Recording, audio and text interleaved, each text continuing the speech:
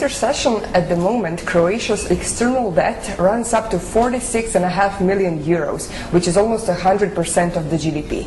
How to cut down the debt of a small country that doesn't export a lot and whose economy has been significantly weakened by the recession?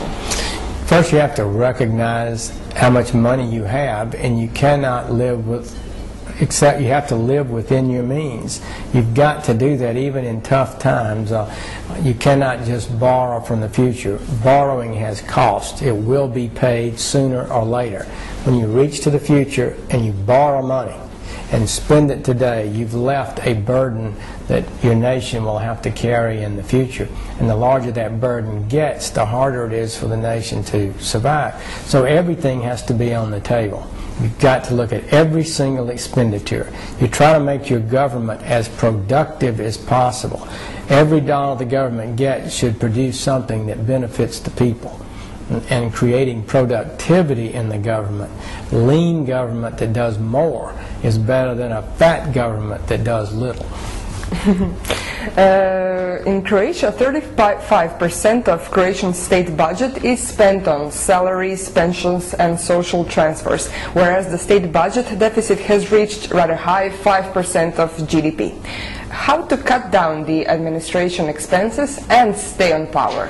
You just simply have to do it. I think the voters understand it. In the United States, we had a big victory for the candidates who said we need to reduce wasteful spending. We need to reduce spending because we're running up debt, too much debt. The American people got concerned about it, and they actually looked at the future of their country. They think we're on the wrong path.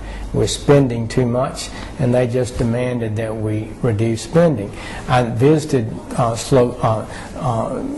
Estonia not long ago. They cut salaries. Their cabinet people took big pay cuts.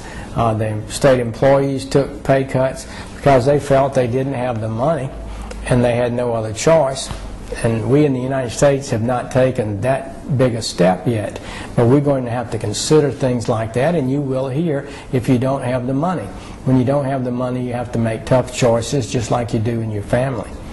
But the leading party, as we know right now in the U.S., is restraining from these reforms in order to stay in power, perhaps? Well, that's correct. There's a big debate going on at this very moment about how we're going to reduce spending in the United States.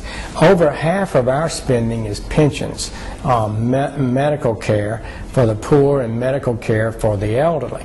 So it's hard to reduce that, but we're going to have to.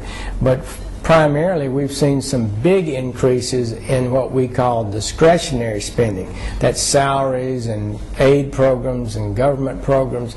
Those kind of programs are going to have to be reduced significantly.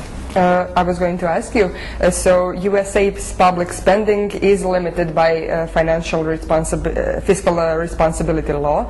Now the administration spendings, as we hear, have seriously approached to the limit. And is the Senate going to move this limit? This is a big question, and we're in that debate right now. We have a limit on how much you can borrow, how much debt the country can have. It's about $14 trillion. We've reached that limit. And so the Congress, which is worried about spending, is telling the administration, yes, we will consider raising that limit, let you borrow some more money, but we want to see a plan that reduces spending before we do so. So we're in negotiations now to determine how much spending is going to be reduced and how much the borrowing limit, the debt limit, can be raised. So who is in charge of this plan? Is it a long-term, short-term? Well, the whole government's involved, but right now Vice President Biden is meeting with representatives from the United States Senate and the United States House of Representatives, and they are attempting to reach an agreement that they think that everybody in the House and Senate will vote for. Perhaps they will, perhaps they won't.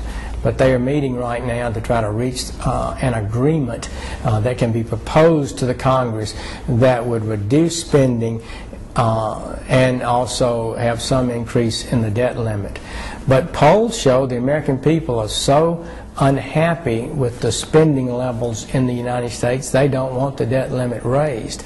But the cuts would be so significant, I think it's likely that the debt limit will be raised. Mm-hmm.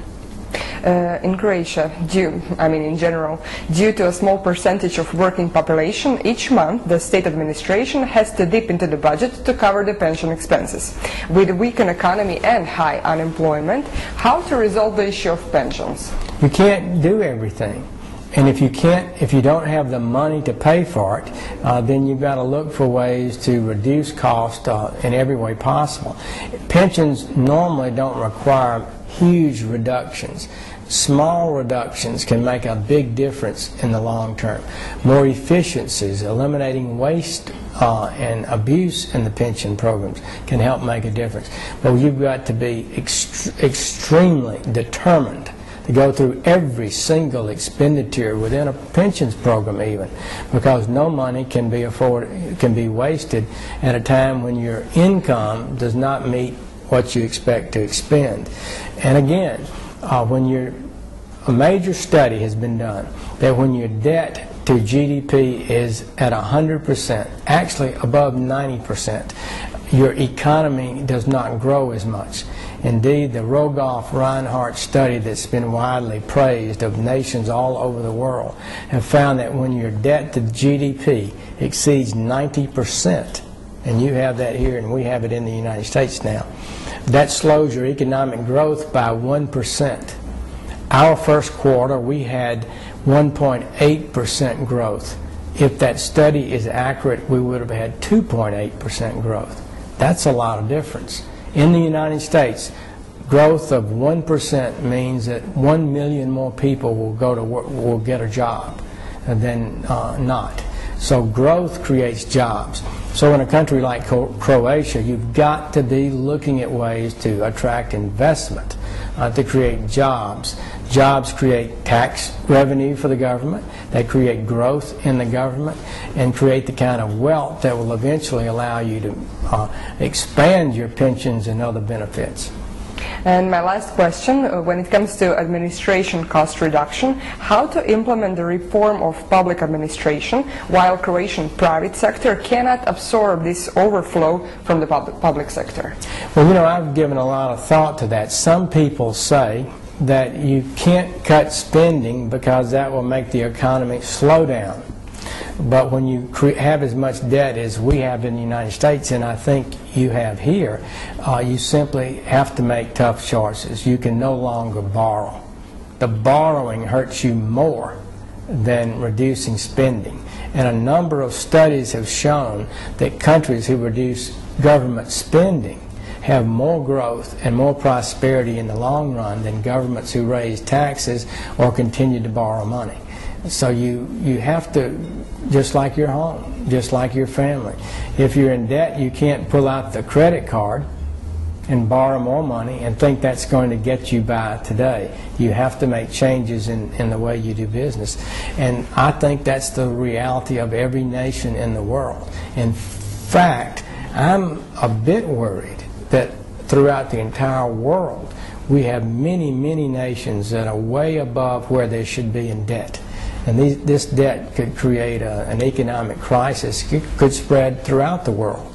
So all of us have a responsibility to our children and to our economies to get our spending under control. There's no free lunch. Nothing comes from nothing. Anything that's spent today, somebody had to produce. Some wealth had to be created. Or you have to borrow it, and it will be paid for in the future. So at some point, you have to live within your means, and the whole world has got to understand that.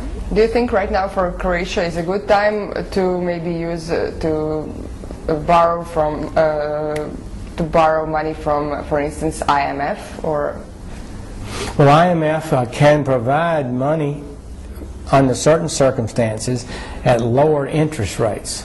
That's the only reason really to borrow from the IMF, if you can obtain loans that cost less interest. So I don't know that you want to do that, but it does help a country like Greece get some money at lower interest rates.